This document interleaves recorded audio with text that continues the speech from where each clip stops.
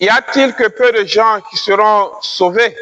Oui, chers frères et sœurs, voici la question qui est posée à Jésus. Mais Jésus ne répond pas directement à cette question sur le nombre de ceux qui peuvent être sauvés. Mais Jésus invite à œuvrer pour être sauvés. Des textes liturgiques, nous pouvons retenir 4 éléments importants sur le salut. Le premier élément important sur le salut que nous donne l'Évangile et qui est en relation avec la première lecture, c'est l'universalité du salut. Tous les hommes peuvent être sauvés. Ce ne sont plus seulement les Juifs qui peuvent être sauvés, ni seulement les chrétiens, mais tous les hommes peuvent être sauvés. Tous les hommes créés par Dieu et régénérés par le Seigneur, par son sacrifice, peuvent être sauvés. Deuxièmement, il ne s'agit pas seulement d'être chrétien pour pouvoir être sauvé. Car dans l'évangile, Jésus dit, ceux qui seront derrière la porte diront, mais Seigneur, ouvre-nous, nous avons mangé et bu avec toi, tu as enseigné sur nos places. Et Jésus dira, éloignez-vous de moi, je ne vous connais pas. Chers frères et sœurs, le simple fait d'être chrétien, le simple fait d'être baptisé ne nous sauve pas.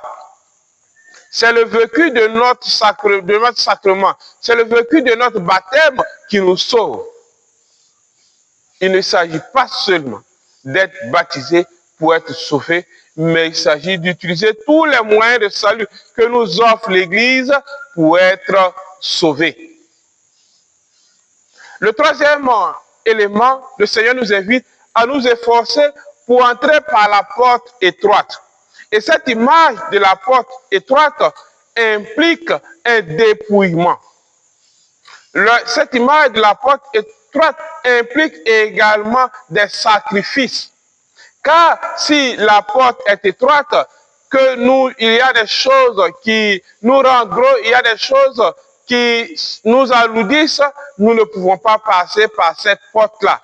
Il nous faut nous dépouiller de tout ce qui nous fait grossir. Et ce qui nous fait grossir, c'est le péché. Ce qui nous fait grossir, c'est le péché. Nous devons donc nous dépouiller de notre orgueil, de notre paresse, de notre avarice, de tous nos péchés. Oui, chers frères et sœurs, cela implique un sacrifice.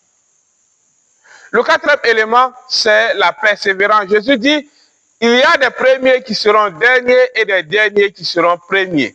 Il ne dit pas que les premiers seront derniers et les derniers seront premiers. Il dit, il y a des premiers qui seront derniers et des derniers qui seront premiers.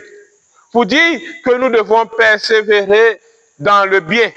Et en même temps pour dire que même si nous sommes derniers actuellement, nous pouvons travailler pour être premiers. Et c'est cela que j'aimerais rappeler ici, cette parole du pape François. Il n'y a pas de pécheur sans futur, ni de saint sans passé. Pour nous dire que si nous sommes dans le péché, nous ne devons pas nous décourager pour rester dans le péché. Nous devons fournir des efforts, compter sur la grâce de Dieu pour sortir de notre péché et aller à la sainteté. Et si déjà nous vivons bien comme des saints, si nous vivons bien selon la parole de Dieu, nous devons persévérer pour ne pas devenir des derniers. Oui, chers frères et sœurs, la question essentielle que nous devons nous poser pour notre méditation durant cette semaine et durant ce jour est la suivante. Toi, oui, toi mon frère, toi ma sœur, veux-tu être sauvé? Utilises-tu les moyens que l'Église te donne pour être sauvé? Bon dimanche à chacun de vous, que Dieu vous bénisse.